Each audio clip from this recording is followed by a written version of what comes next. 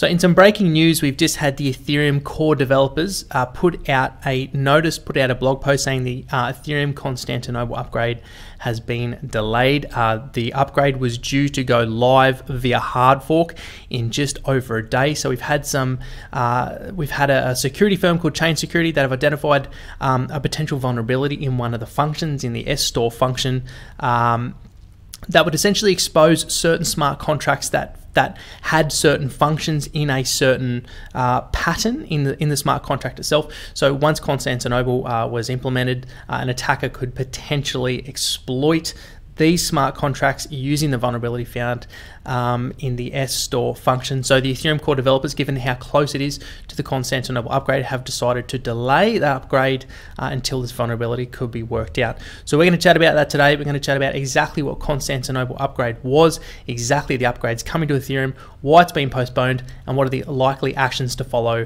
after this. So stick around and let's get into the video.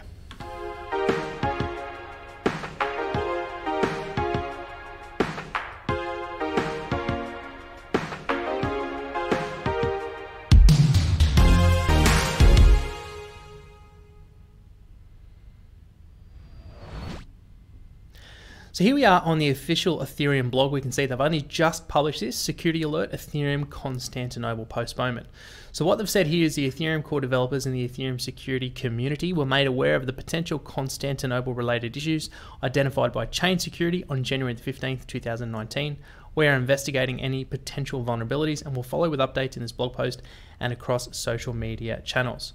Out of an abundance of caution, key stakeholders around the Ethereum community have determined that the best course of action will be to delay the planned Constantinople fork that would have occurred at block 7080000 on January 16th, 2019.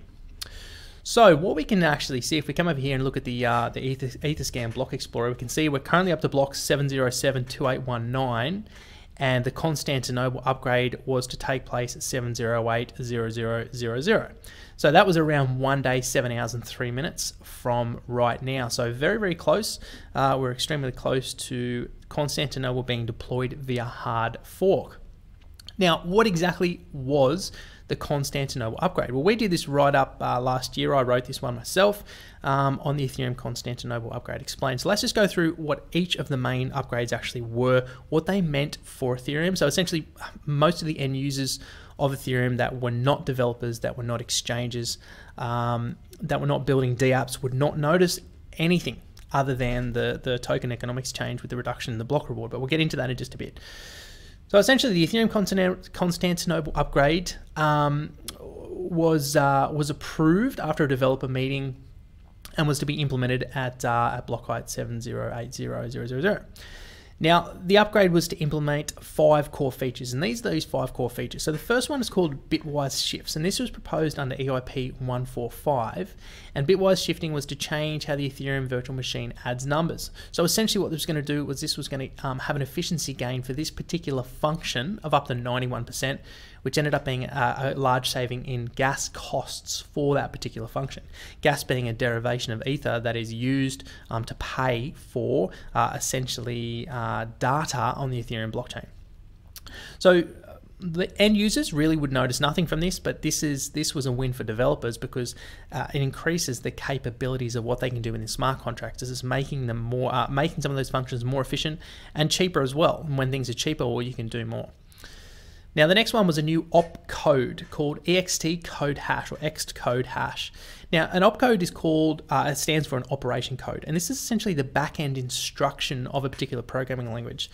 So developers with Ethereum write in the Ethereum language called Solidity, and the opcode is the instruction for a particular function they use. So when they write a function in the programming language, the language just kind of being the interface for them to interact with the EVM, the Ethereum virtual machine. The opcode is the thing behind that function that tells the EVM, the Ethereum virtual machine, what to do. So under EIP 1052, this new opcode performs an existing function but with greater efficiency. So similar to the bitwise shifts, this was going to lead to reduced gas costs. So again, another win for developers and ultimately the end users as it increases the capabilities of what developers can actually do. So next up, we had net gas metering changes. Now, this was proposed under EIP 2183, and this was changes to an existing opcode, again, to improve gas efficiency. Now, this opcode called S-Store is actually the one that is involved in this security alert. But the function itself stores data on the Ethereum blockchain. So again, more efficiencies were gained, another win for developers writing smart contracts and building decentralized applications. Now, the fourth thing coming under Constantinople was called Skinny Create 2. Now, this one actually came directly from Vitalik himself. And what this upgrade was to bring was new and additional contract creation functions. So this one, I remember researching this, was quite hard to articulate because it's quite an abstract and perhaps even esoteric concept for non-developers and certainly non-technical people. So the way I explain it was the function is key for future on-chain and off-chain work as it allows a contract to interact with an address, that being, say, a wallet address that does not exist yet, but will sometime in the future. In other words, it will reduce unnecessary calculations on chain.